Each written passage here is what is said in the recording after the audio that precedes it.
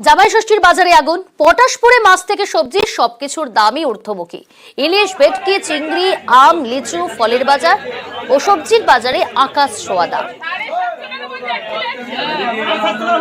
আমাদের সঙ্গে টেলিফোন লাইনে রয়েছে প্রতিনিধি পঙ্কজ। পঙ্কজ, পটাশপুরের বাজার দর কি রয়েছে আজ?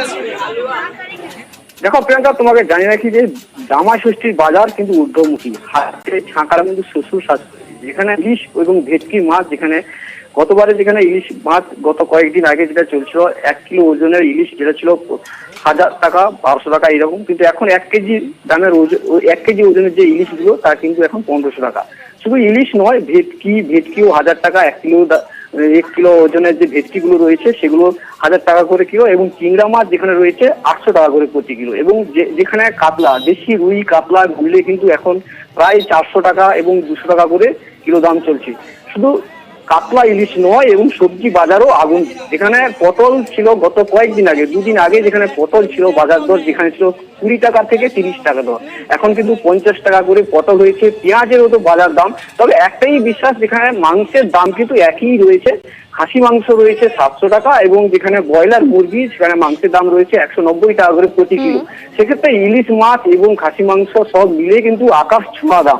তবে জামাইদের ভোজন রসিক বাঙালি শাশুড়ি এবং শ্বশুরা তারা কিন্তু পাক ধরাতে কিন্তু খামতি নেই। দাম বাড়লেও কি হবে, তারা কিন্তু পাতের মধ্যে রাখছেন জামাইদের পাতে ইলিশ, ভেটকি এবং চিংড়ি। ধন্যবাদ। আমি পাবদা মাছ নিয়েছি, ভেটকি মাছ, ইলিশ মাছ আর ওই মাছ নিয়েছি, চিংড়া মাছ নিয়েছি। মাছের দাম তো আজকে তো আকাশ ছোঁয়া হবেই এমনিতে। হ্যাঁ, ভেটকি মাছ তো 700-800, বড়গুলো হলে তো 1000 টাকা প্রায়। ইলিশ নিয়েছি 1000 টাকা করে তো ইলিশ।